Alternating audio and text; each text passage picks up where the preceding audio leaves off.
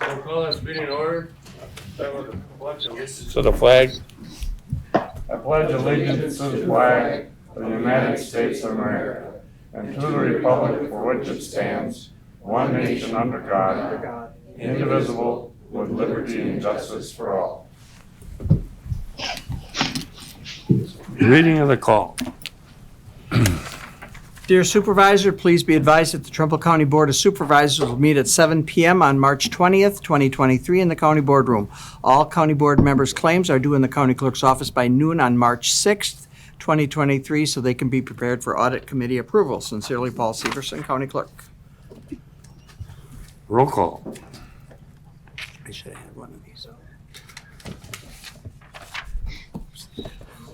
Bridget Turner. Here.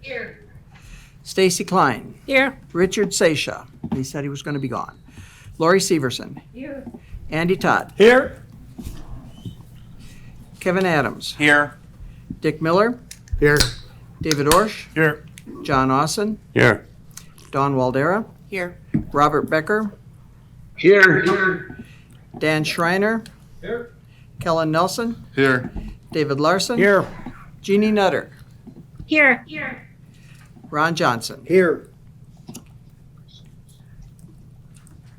15 and 1. Okay. Certify open meeting law requirements have been met with proper posting and notification. We have an 11-item agenda. I'd just like to move item 7A up to the next thing on the agenda, 5 something. to 5A. Seems how Kurt's not gonna be here, so. Motion to accept that. I'll make that motion. I'll Motion. second. Motion by Todd, Dawn. seconded by Don. Yep. Seconded by Mr. Waldera. All those in favor signify by saying aye. Aye.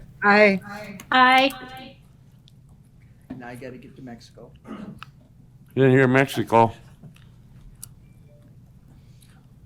There you go. There we go. Okay. Minutes. Looking for approval of the minutes from February session.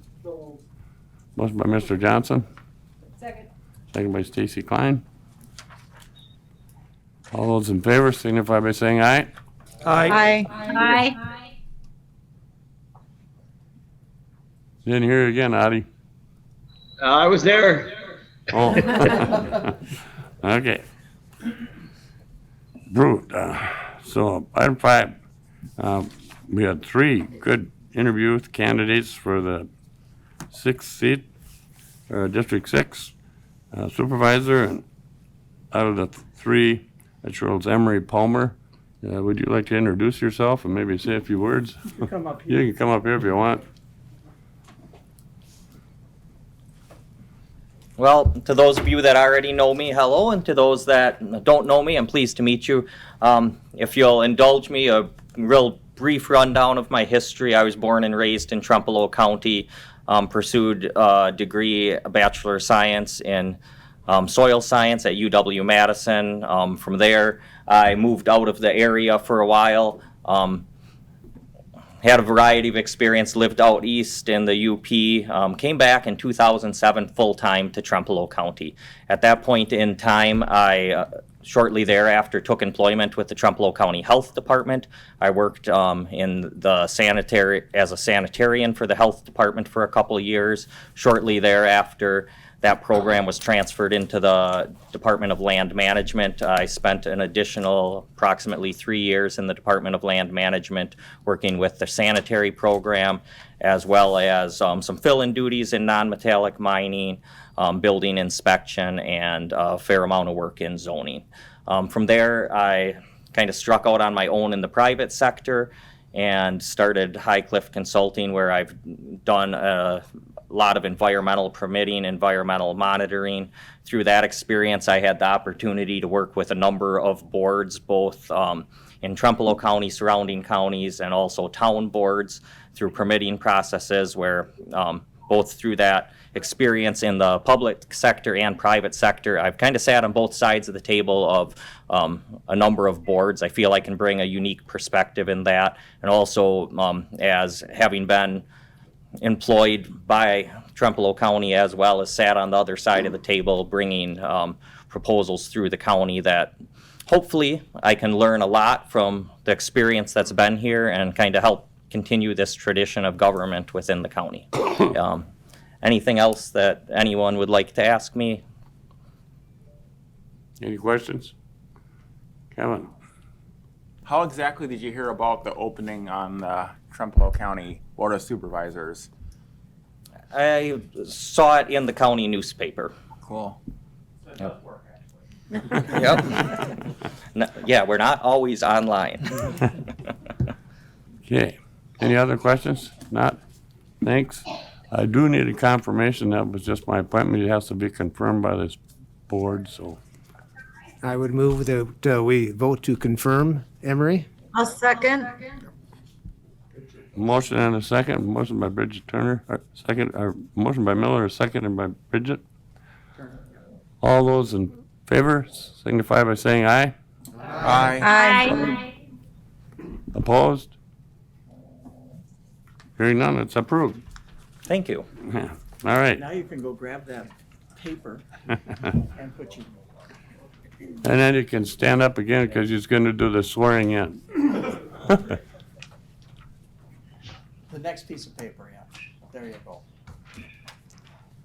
So if you raise your right hand, and if you want to just read that little paragraph to all of us, you can swear or affirm. You don't have to do both. Okay. I, Emery Palmer, swear that I will support the Constitution of the United States and the Constitution of the State of Wisconsin, and will faithfully and impartially discharge the duties of the office of County Board Supervisor, District 6, to the best of my ability. So help me God. Very good. Then sign that. And I'll pick that up afterwards. Okay, welcome to the board. Thank you. Okay, item 6, environmental land use. Mike is here. Oh, yeah. Now I see him. Post was in the way. Number 1, rezone from Ag 2 to environmental Ag 2 to rural residential. Handgartner, Town of Sumner.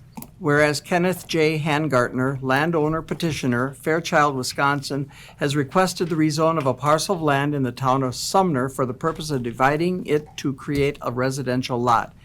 And whereas the rezone is on approximately 29 acres more or less, and whereas a public hearing was held pursuant to section 59.69 parentheses 5 of the Wisconsin statutes, and whereas the town of Sumner supports the rezone request, and whereas the Environment and Land Use Committee moved to rezone this parcel from exclusive agriculture 2, EA2, to rural residential, RR, and it appears that the zoning change request is appropriate under the circumstances.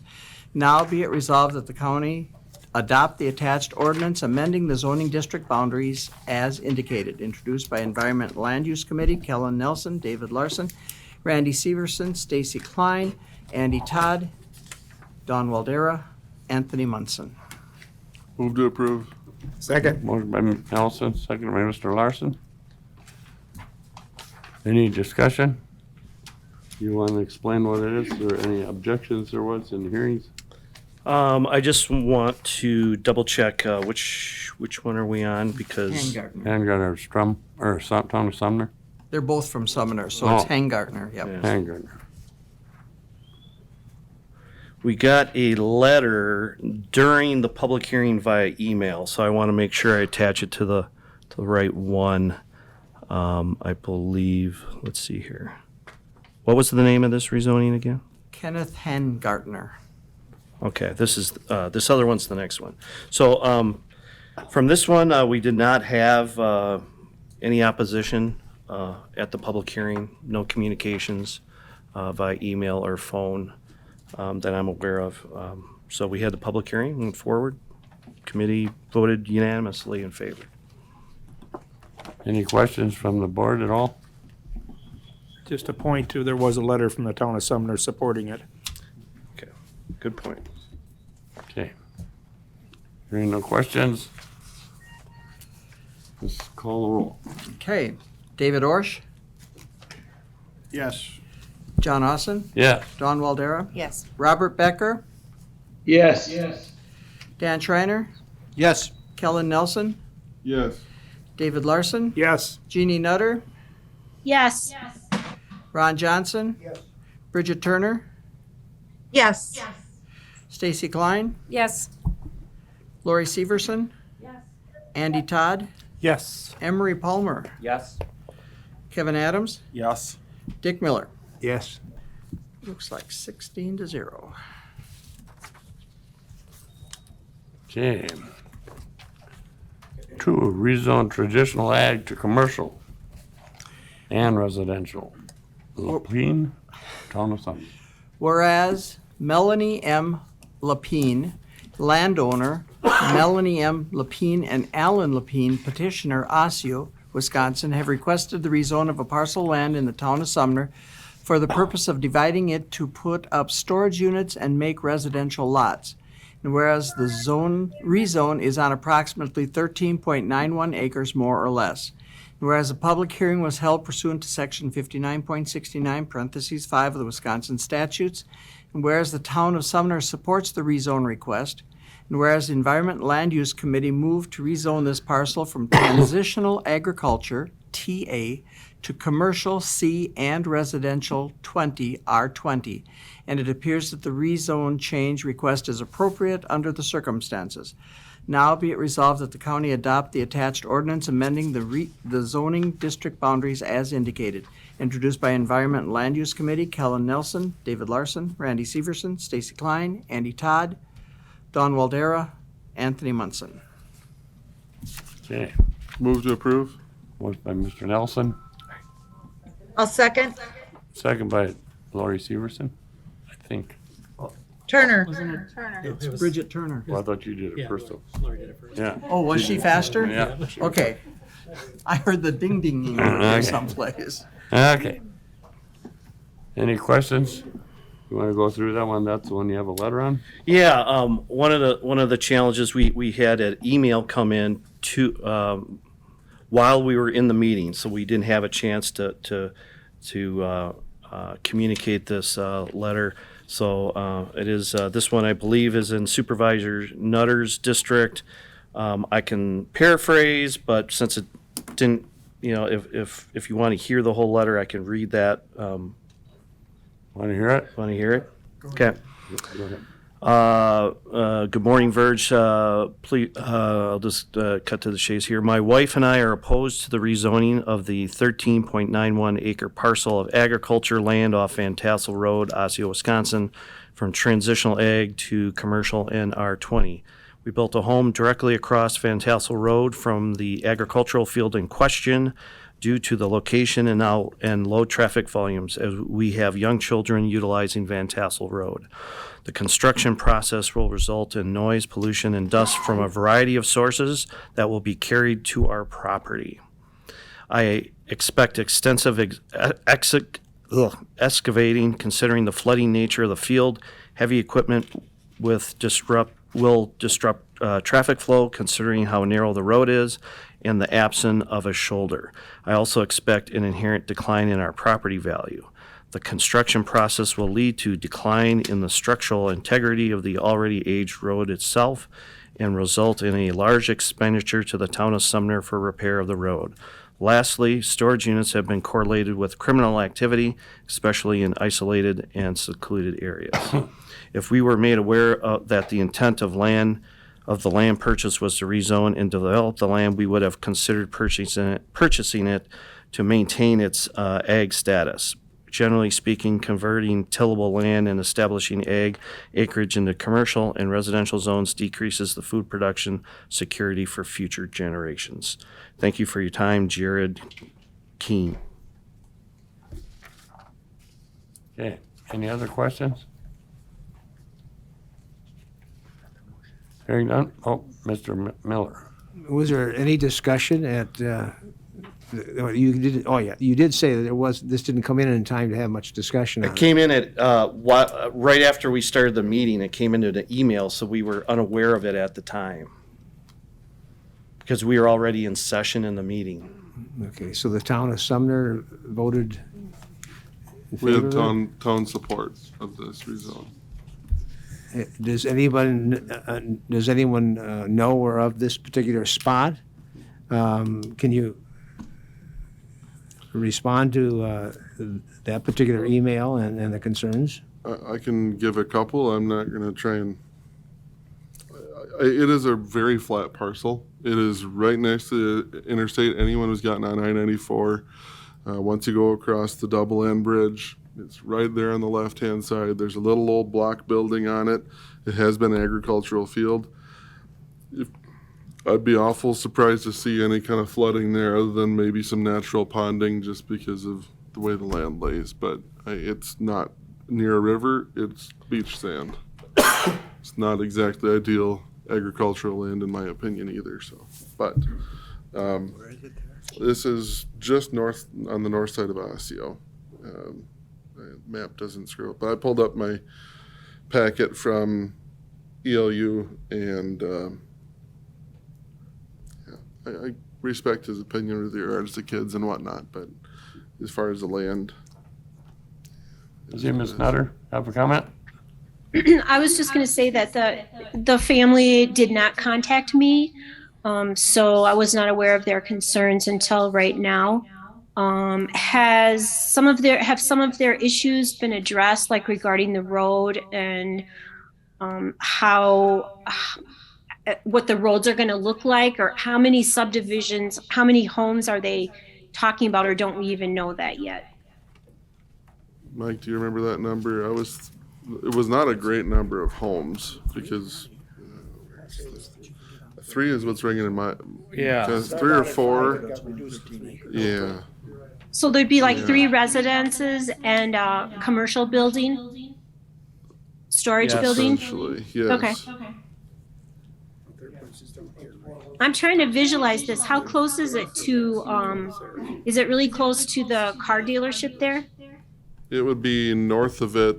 I mean, behind the woods. It's a short drive from there, but it Okay. is not. Okay. Ms. Waldera?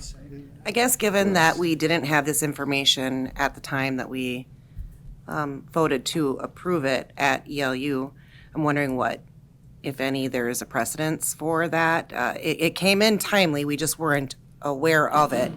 So for me, it feels like this needs to go back to that committee.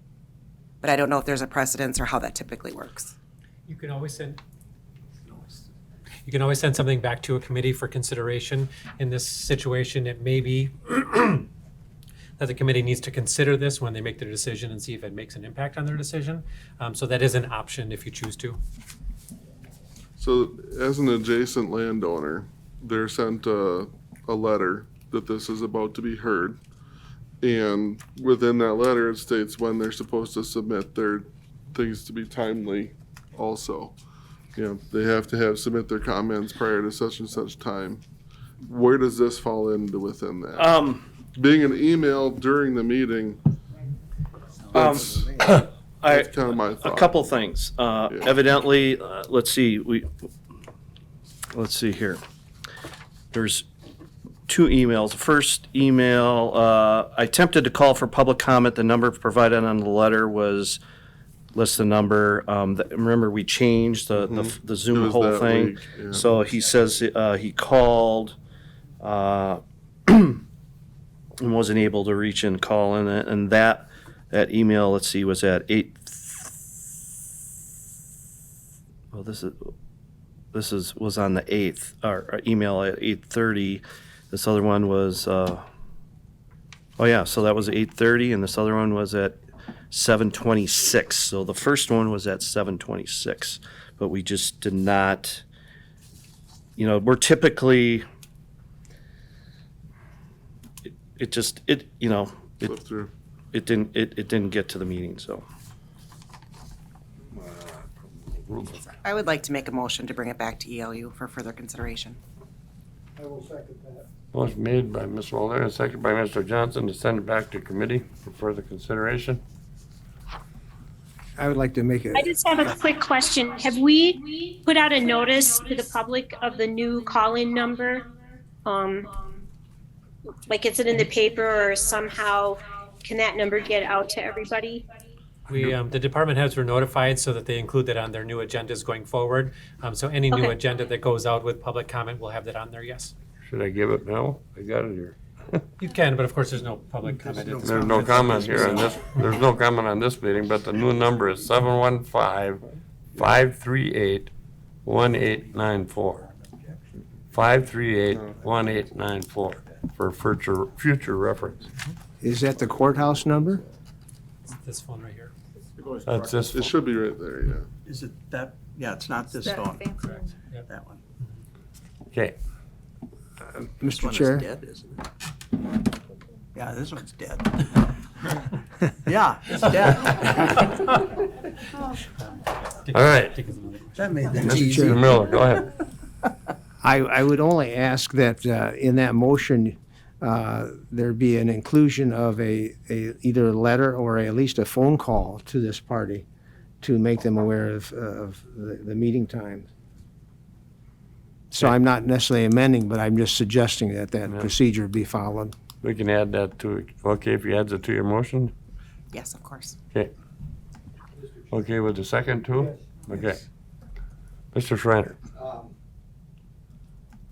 Conversely, I think this body is aware of the issues brought up by the individuals that are not in favor of this rezoning. So We can't hear him. It's on now. It's on, but you're not close enough. how about now, Gene? That's perfect. We're aware of the individual that's not in favor of this rezone, so I think we can just take that into account when we vote for or against the rezone. I don't think it's necessary because one family is against this rezone that we send it back to committee. Well, I think, We have a motion I to think the refer motion on the floor takes precedence right now. I'm just stating my mind. Is I got a question. There is a motion, it's whether it passes or not. So if it doesn't pass, then this Yeah. board would consider it then today. We got Andy's next. Okay, Mr. Todd. Who's the individual that wrote that email, if you don't mind? Last name is what, K? Jared Keene? Keen. Okay, I just want to make sure when I'm looking at the map where it's at. Thanks. Okay. We have a motion and a second to send this back to committee. Do you want to call out a roll call on that, or you just? Do you want it as a roll call? Do you think it's going to be close? I could. Okay. Wouldn't hurt. Yeah. Wouldn't hurt. This is a yes vote is to refer back. David Larson? Yes. Jeannie Nutter? Yes. Serve the courtesy. Ron Johnson? Yes. Bridget Turner? Yes. Stacy Klein? Yes. Lori Severson? No. Andy Todd? No. Emery Palmer? No. Kevin Adams? No. Dick Miller? David Orsh? Yes. John Austin? Yes. Don Waldera? Yes. Robert Becker? Yes. Yes. Dan Schreiner? No. Kellen Nelson? No. 1, 2, 3, 4, 5, 6. 1, 2, 3, 4, 5, 6, 8, 9, 10 to 6, it passes. Referred back. I don't think 1 month that's gonna make a lot of difference. So, it's going back to committee. Item 3, solar farm policy and communication. I think you got a big one in your packet here. That was the report, yep. That's the report. Right. Whereas Trumpealeau County Environment and Land Use Committee and the Board of Supervisors have received the report from the Solar Farm Committee, and whereas the state of Wisconsin has preempted the regulation of solar farms 100 megawatts or greater from local units of government, and whereas regulating land use at the local level better reflects local values, Now, therefore, be it resolved that the attached solar farm study report be implemented by Environment and Land Use Committee, and be it further resolved that the report be communicated to the Wisconsin Public Service Commission and state legislators representing Trempealeau County. Introduced by Environment and Land Use Committee, Kellen Nelson, David Larson, Tony Munson, Randy Severson, Dawn Waldera, Stacy Klein, Andy Todd. Okay. Motion to approve the resolution. Also move. That was Ms. Waldera did it? Okay, and seconded by Kevin. It's just a report, so it's not an ordinance. Yeah. So, any discussion? Hearing none, it just calls for a voice vote. All those in favor signify by saying aye. Aye. Ooh, got it that time, Audie. Okay. Opposed? Hearing none, that's approved. Item B, authorization of Trumbull County to enter into a settlement agreement with the litigants for opioid settlement. I'm going to suggest that the Thank whole you. ordinance, or whole resolution not be read. It's 3 pages long. 4 pages. 4 pages. Maybe the title and the where, or the therefore resolved portions, just a suggestion. Okay, authorizing Trumbull County to enter into the settlement agreements with Teva Pharmaceutical Industries Ltd., Allergan Finance LLC, Walgreen Company, Walmart Incorporated, CVS Health Corporation, and CVS Pharmacy Incorporated, and related approvals.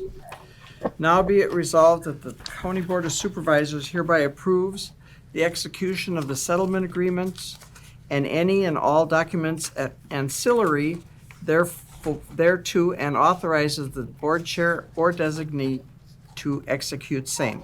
The final negotiation and execution of the addendum is in form substantially similar to that presented with this resolution, and any and all documents ancillary thereto, and authorizes the board chair or designee to execute same upon finalization, provided the percentage share identified as allocated to the county is substantially similar to that identified in the addendum provided to the board with this resolution.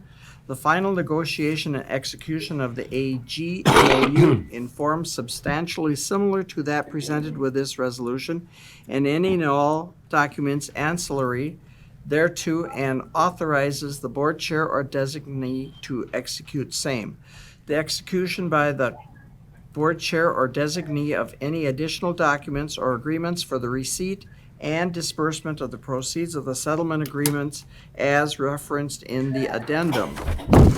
Be it further resolved, the county hereby authorizes the establishment of an account separate and distinct from any accounts containing funds allocated or allocable.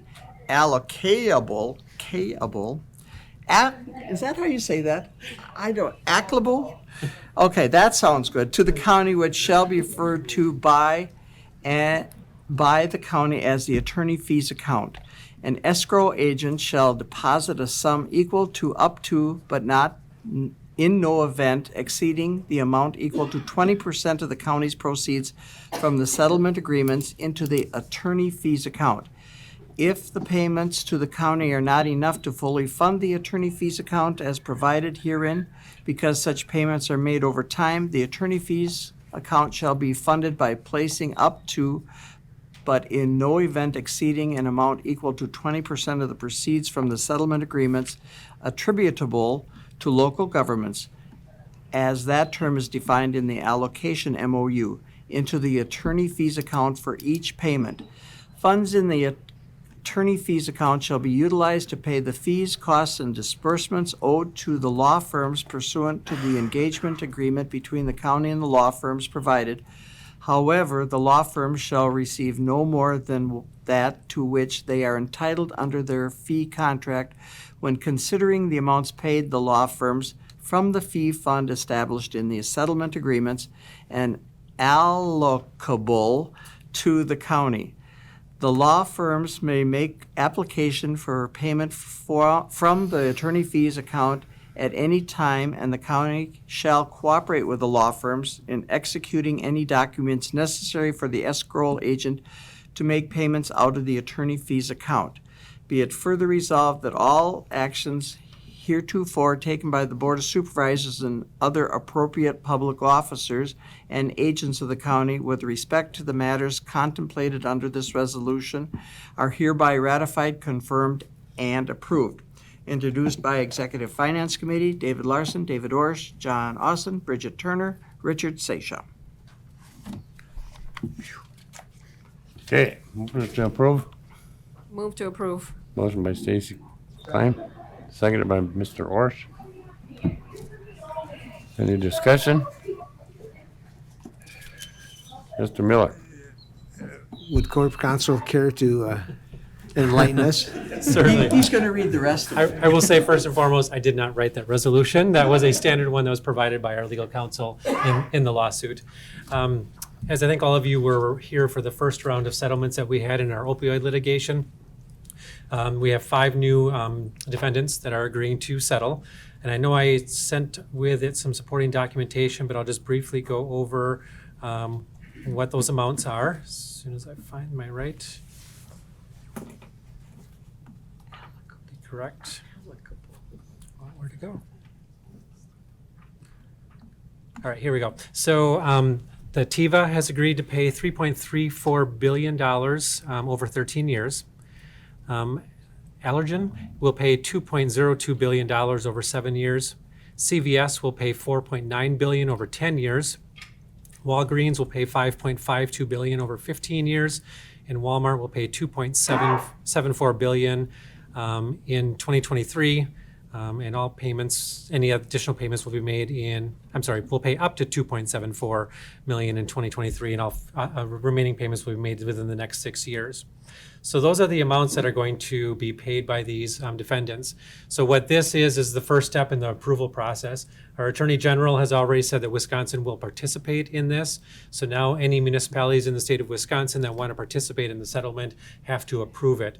We won't know how much of that money we get until everybody who is going to join in the settlement joins in, because then they will take those participating entities and they'll divide it accordingly. As you may recall from the first round of settlements, the state legislature created a statute that said 70% of all of these proceeds will go to local municipalities, 30% will go to the state. That will remain in effect here. So that's how that will be divided up. And then out of that 70%, then we will get some. Just briefly, there is the attorney's fees aspect of things, of course. We signed a fee agreement many, many years ago for 25%. So there's also a fund set up in the federal level that attorney's fees have already been put into. Our attorneys will get first what they can out of that fund, and whatever they don't get, they will get then from pursuant to our fee agreement. When the money comes in the settlement, automatically 20% will be taken out and set aside. If they don't need all of that money, then whatever's left over, they will return to us. So they're going to try and get as much as they can out of that national fund before they go into the more local one. But the deadline to approve this is April 18th. If we don't take action by then we essentially go it alone, so to speak, where we have to continue on in the lawsuits all by ourselves, essentially. It is being recommended at all different levels throughout the state. The WCA, they had a leadership conference today recommending that this be approved. And so if you approve this resolution tonight, John will sign the appropriate documents, we'll return those, and we will hopefully find out what we're going to get here shortly. Payments are to begin in June or July of this year. So, Okay. It's kind of a long-winded summary. Any other questions or comments? And then we'll call a roll. Ron Johnson. Yes. Bridget Turner. Bridget. Yes. Sorry. Stacy Klein. Yes. Lori Severson. Yes. Andy Todd. Yes. Emery Palmer. Kevin Adams. Yes. Dick Miller. Yes. David Orsh. Yes. John Austin. Yeah. Don Waldera. Yes. Robert Becker. Yes. Dan Schreiner. Yes. Kellen Nelson. Yes. David Larson. Yes. Jeannie Nutter. Yes. 16-0.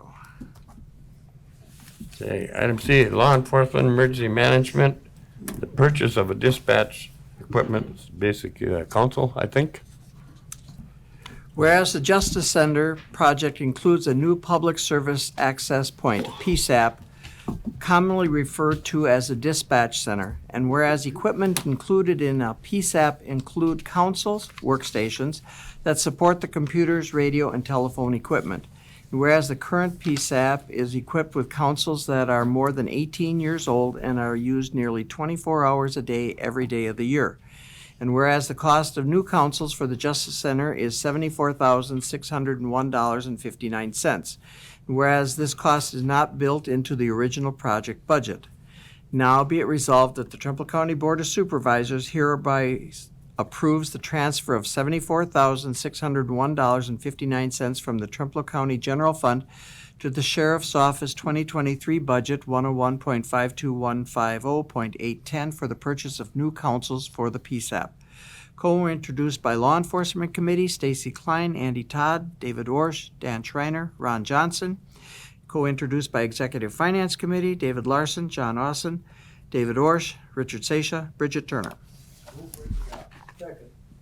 Motion by Schreiner, seconded by Mr. Johnson. Any additional questions or comments? I have a question, Mr. Chairman. Yeah. Why wasn't that why wasn't that cost in the original cost for the structure for the Justice Center? Do you have an answer? Yes, this is a sheriff, in case you can't tell. So, Yeah, I can tell you. Hey, Brett. that cost was in the original construction budget, but very early in the year last year, we started to realize what inflationary costs were going to do to that budget, and I was pretty confident that my operating budget would be able to perhaps handle that cost. Over the years prior, the sheriff's budget has been under budget, substantial, $100,000 to $200,000, which would be more than enough to cover this. I really didn't have any reason to believe that 2022 was going to be any different. So we agreed that it would come out of the construction budget, and my sheriff's budget would handle that.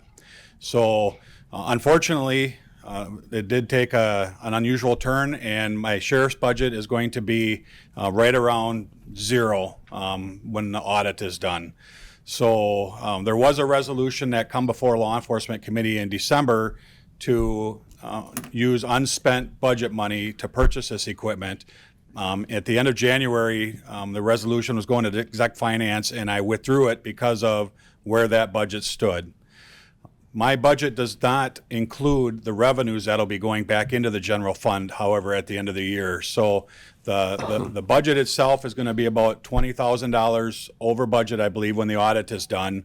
That's between the jail, dispatch, sheriff's administration, and courthouse security.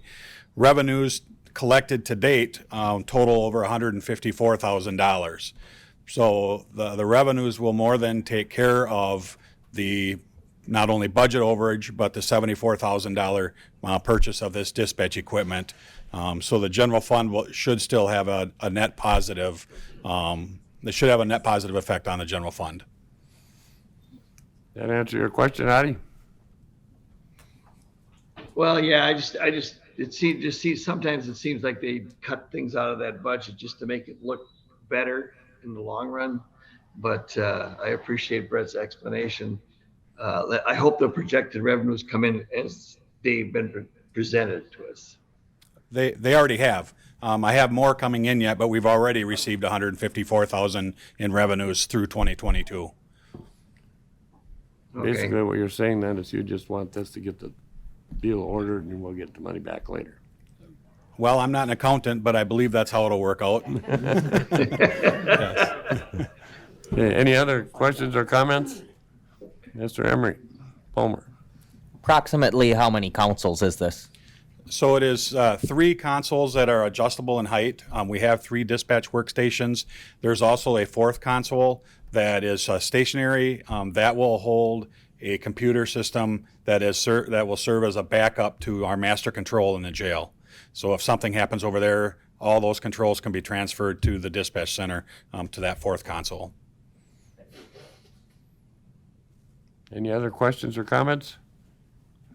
Mr. Warsh. Yeah, just a comment. Sheriff, maybe you want to talk about the other companies you went out to Sure. try to get, how much more it was. Yep, so it was brought up at a previous meeting that, how many vendors did we reach out to? And the vendor that gave us this particular quote came to me, not the vendor, but the information came to me from our construction manager. At that meeting, it was identified that there might be other vendors out there. I did reach out to the sheriffs in Wisconsin and ask for their input on what vendors they may have used in their dispatch remodeling. They did provide this one plus 2 others. We reached out to the other 2, and one did respond, and their quote was $104,000. The third vendor did not respond. So, Okay. Any other questions or comments? Hearing none, we'll call the roll. Lori Severson. Yes. Andy Todd. Yes. Emery Palmer. Yes. Kevin Adams. Yes. Dick Miller. Yes. David Orsh. Yes. John Austin. Yeah. Dawn Waldera. Yes. Robert Becker. Yes. Dan Schreiner. Yes. Kellen Nelson. Yes. David Larson. Yes. Jeannie Nutter. Yes. Ron Johnson. Yes. Bridget Turner. Yes. Stacy Klein. Yes. 16-0. thank you. This is from the Highway Committee. Support the state, suggest the state at least invest a portion of the surplus funds in the county road maintenance. Whereas counties are responsible for maintaining and improving the state's county trunk highway system. Whereas year after year, the amount of funding from state, federal, and local sources for such maintenance and improvements is not sufficient to keep up with county highway needs. And whereas on January 25, 2023, the Nonpartisan Legislative Fiscal Bureau reported that the state of Wisconsin has the largest budget surplus in Wisconsin's history. And whereas providing counties with additional funding from the state's record surplus for county road maintenance and improvements would be a sound investment for the state to provide safer roads for residents and visitors in the state of Wisconsin.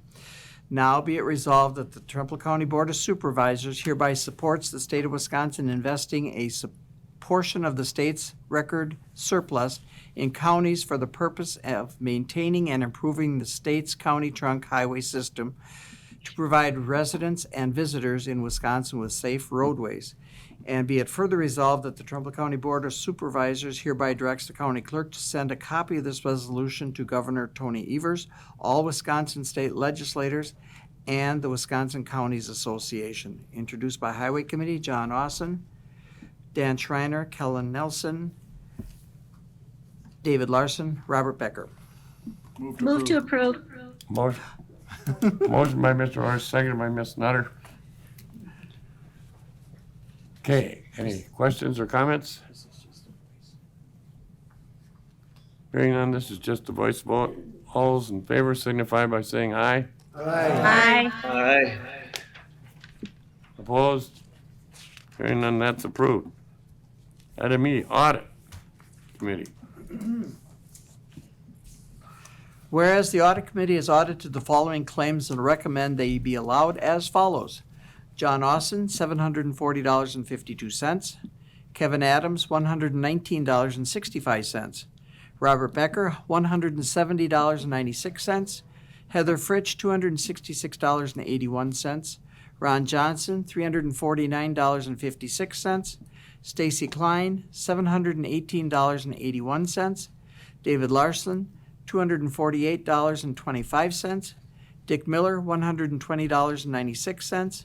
Kellen Nelson, $67.03. Jeannie Nutter, $510.04. David Orsh, $165.72. Richard Seisha, $252.18. Dan Schreiner, $599.78. Lori Severson, $50. Andy Todd, $533.40. Bridget Turner, $635.58. Dawn Waldera, $177.51. Total per diems, $3,950. Total expenses, $1,776.76. Grand total, $5,726.76. Now be it resolved that the claims be allowed as shown. Introduced by Audit Committee, John Austin, Kevin Adams, Jeannie Nutter. Move to approve. Moved by Mr. Johnson, second by Mr. Todd.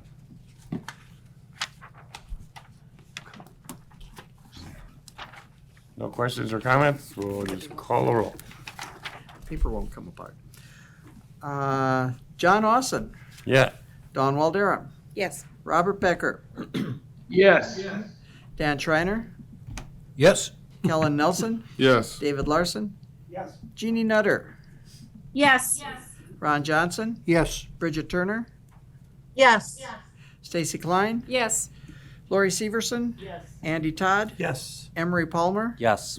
Kevin Adams, Yes. Dick Miller, Yes. David Orsh. Yes. 16-0. Okay. Item 7B, most important of the night. Appointed a new highway commissioner by unanimous decision of the decision of the highway committee. We appointed Neil Olson. Would you like to come up here and introduce yourself? Sure.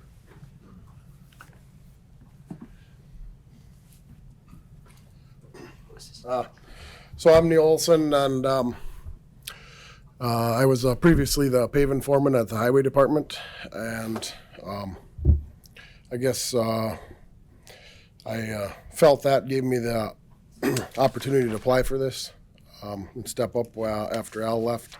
I did a lot of things with our townships and our co-aid programs and things like that as far as that goes, so I felt that was a good opportunity and a good fit.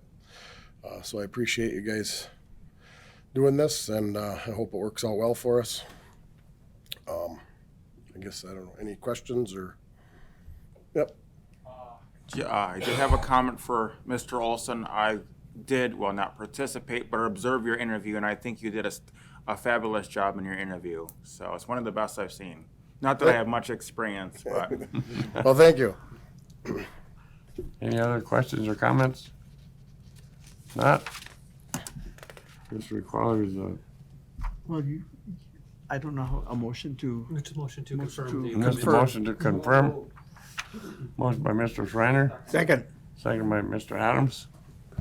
All those in favor signify by saying aye. Aye. Aye. Opposed? I was waiting for Audie. Opposed? Okay, none. It's approved. Well, thank you. Thank you.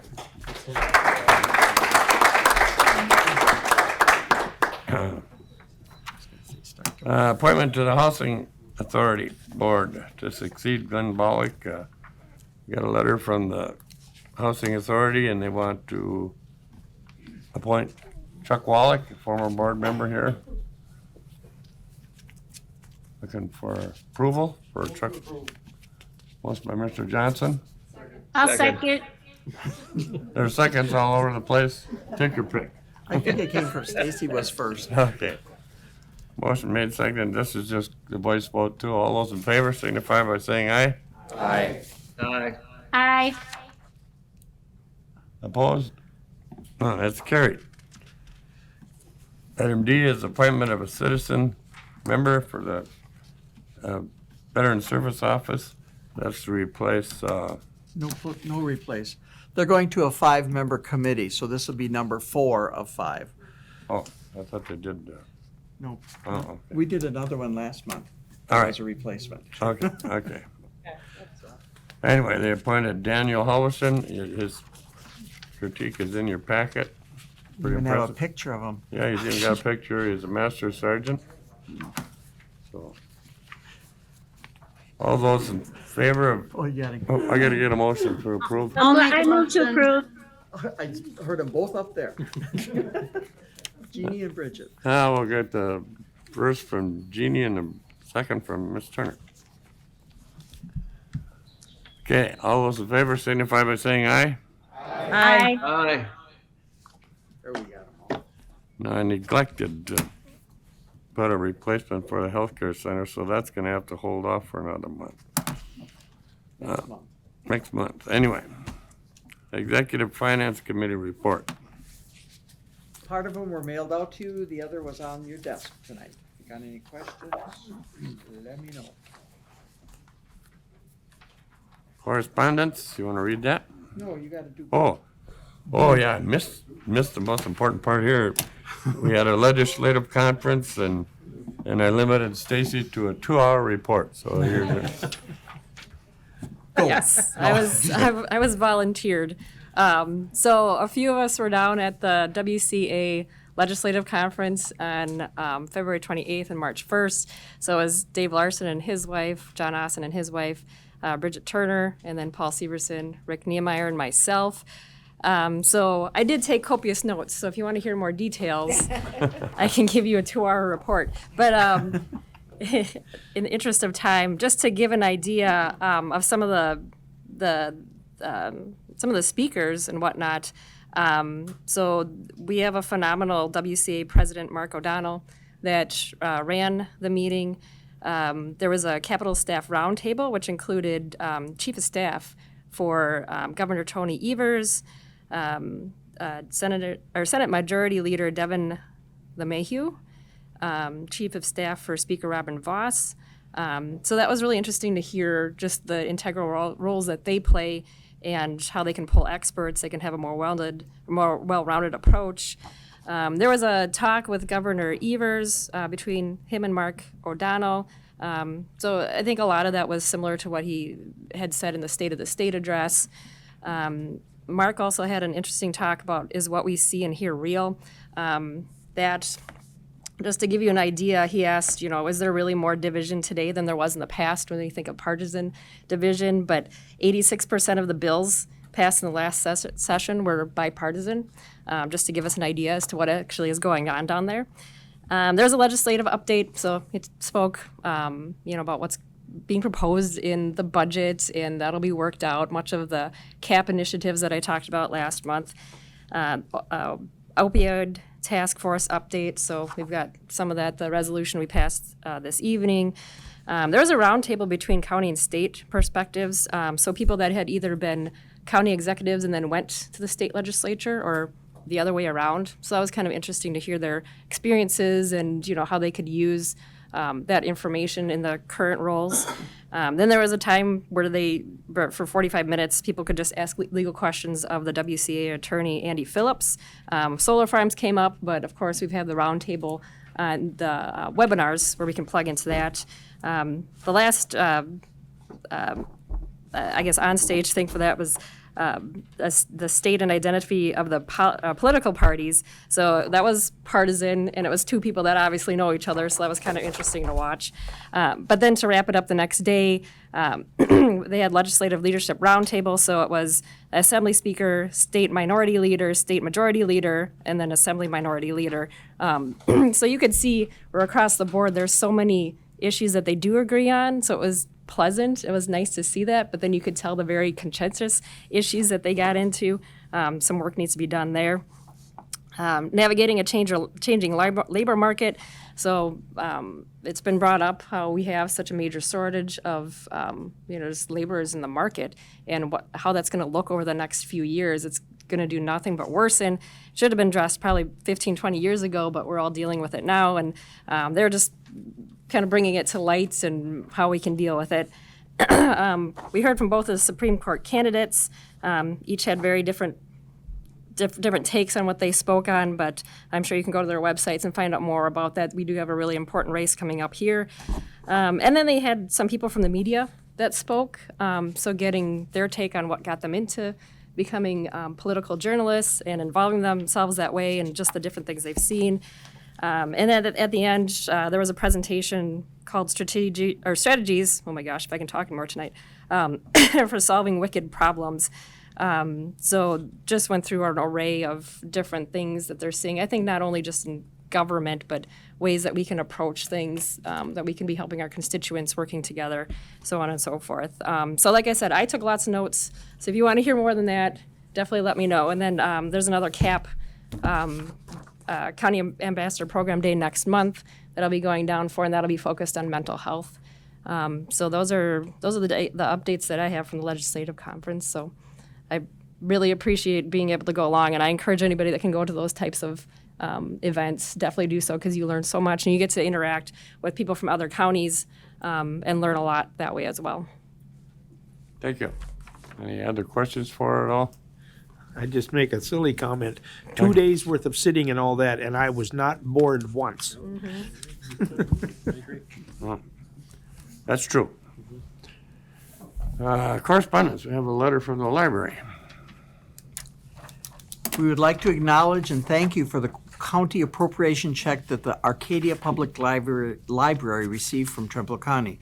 We wish to express our gratitude in helping support the library system. We also thank you for the 100% funding in county appropriations for the Trempealeau Public Libraries. It will help to better our services to our communities. Your funds will help support literacy and learning as well as aid people in changing their lives through reading and education. It will also help with the reading programs, technology, and other items needed for the libraries and their patrons. Thank you for making a difference, and thank you for being an important part of Winding River's library system. It is greatly appreciated, and it's signed Jennifer Lisinski, who is the librarian at the Arcadia Public Library. Item 10, looking for a motion to instruct the clerk to pay mileage and per diem. Motion to approve. Motion by Second. Bridget Turner, And then second came here then, second from Klein. or the other way around. You're already the other way around. Anyway. Call the roll. Dan Schreiner. Yes. Kellen Nelson. Yes. David Larson. Yes. Jeannie Nutter. Yes. Ron Johnson. Yes. Bridget Turner. Yes. Stacy Klein. Yes. Lori Severson. Yes. Andy Todd. Yes. Emery Palmer. Yes. This means you are getting paid for tonight. Kevin Adams. Yes. Dick Miller. Yes. David Orsh. Yes. John Austin. Yes. Don Waldera. Yes. Robert Becker. Yes. 16-0. Okay, we can adjourn this meeting at 7:57. Nice work. Next month it's 10 o'clock in the Record morning. setter. Remember, April 18th at 10 a.m. next month.